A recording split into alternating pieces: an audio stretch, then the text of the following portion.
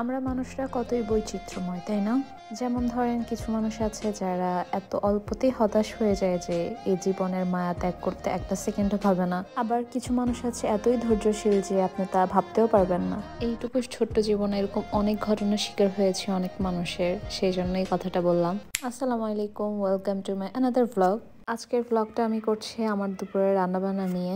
Last কিছুদিন বাসায় guest ছিল, সেজন্য দেখা গিয়েছে ম্যাক্সিমাম টাইম গরুর মাংস, মুরগি এসবে রান্না হতো। তো সেজন্য আজকে ভাবলাম একটু সিম্পলের মধ্যে কিছু রান্না করি। তাছাড়া আজকে আম্মু বাইরে ছিল, সেজন্য তেমন কিছুই করতে ইচ্ছে করছিল না।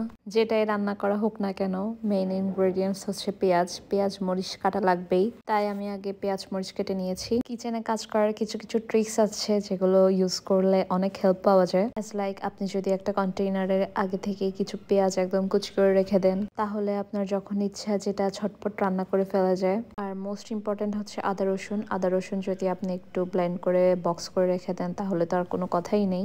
বাট একটা কথা বলতেই হয়, আপনার ফ্রিজে যতই আদা রসুন ব্লেন্ড করে রাখেন না কেন, একদম ফ্রেশলি ব্লেন্ড করে দিলে বা বেটে দিলে যে একটা টেস্ট, সেই টেস্টটা আপনি এই ফ্রিজে রাখা আদা রসুনে কখনোই পাবেন না। আমার মনে হয় এই একটা কারণেই আমাদের গ্রাম অঞ্চলে যারা মাটির চুলায় রান্না করে তারা কিন্তু দেখবেন যে একদম ফ্রেশলি সবকিছু বেটে দেওয়ার ট্রাই করে। আর বিয়ে বাড়ি আর চল্লিশা কোনো একটা বড় ফাংশনের জন্য যখন রান্না বান্না করা হয়, তখনও কিন্তু রান্না করার কিছু আগ মুহূর্তে মশলা সব একসাথে বেটে নিয়ে তারপর রান্না স্টার্ট করে। এই একটা জিনিসের কারণে হয়তো বা আমাদের রান্নার টেস্ট আর ওদের রান্নার টেস্টের মধ্যে অনেক তফাৎ থাকে। বাট কিছুই করার নেই, এখন আমরা সবাই এতই ব্যস্ত হয়ে গিয়েছি, প্রত্যেক দিন নর্মালি আদা রসুন বাটা পসিবল না। যাই হোক, আমি আজকের ভ্লগটা যেটা নিয়ে করছি সেটাতে একটু ফিরে আসি। সো আমার আজকে সবচেয়ে সিম্পল মেনু হচ্ছে বাঁধাকপি আলু দিয়ে ভাজি অ্যান্ড বেগুন তো পেঁয়াজে করা।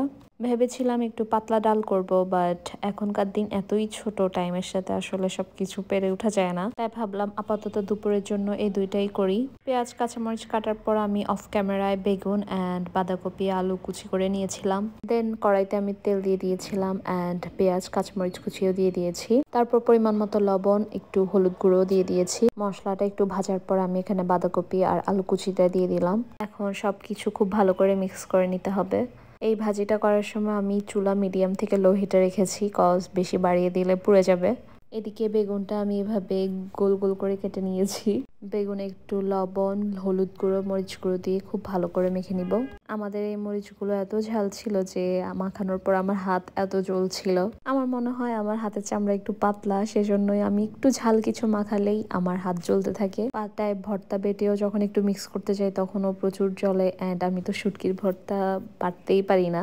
বাট আবার এটাও চিন্তা করি যে আমাদের মা খালারা কিভাবে জানি এইসব জিনিস করে এসেছে অ্যান্ড আমরা কেন পারি না। তো এইদিকে কথা বলতে বলতে আমার বাঁধাকপি ভাজিও একদম হয়ে গিয়েছে, তো আমি এখন এটা বাটিতে তুলে নিচ্ছি। শীতকালের সব রকম সবজি এত মজা লাগে, আর স্পেশালি বাঁধাকপি ভাজিটা, এটা গ্রীষ্মেও অনেক সময় পাওয়া যায়, বাট গরমকালে এই বাঁধাকপি ভাজি খেতে একটুও মজা লাগে না।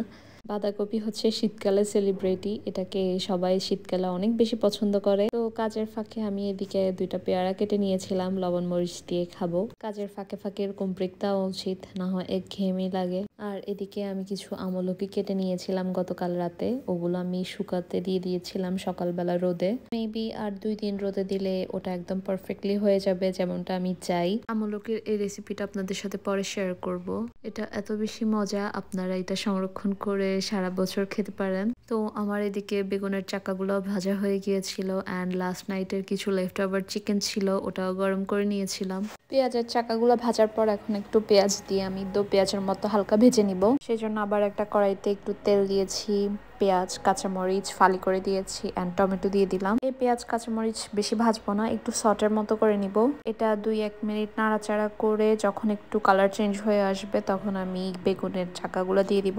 এই দুইটা ভাজি দিয়ে অনেকগুলো ভাত চাইলে খাওয়া যায় অনায়াসে। মাছ, মুরগি, মাংস ওগুলো দিয়ে যে পরিমাণ ভাত খাওয়া যায়, আমার মনে হয় এসব সবজি দিয়ে তার থেকেও বেশি ভাত খাওয়া যায় চাইলে, আর অনেক মজাও লাগে। আমাদের বাসায় এখন মোটামুটি সবাই সবজি অনেক পছন্দ করে, এক্সেপ্ট মারিয়াম। বাচ্চাদেরকে সবজি খাওয়ানো কিভাবে শেখানো যায়, প্লিজ কেউ জানলে আমাকে একটু টিপস দিয়েন, যাদের ছোট ছোট বাবু আছে। আমি মারিয়ামকে অনেক ট্রাই করি, বাট কোনোভাবে এখনো তাকে আমি শিখাতে পারছি না। কাজ শেষে এটা হচ্ছে বেস্ট পার্ট, যখন সব পরিষ্কার করে যাওয়া হয় কিচেন থেকে।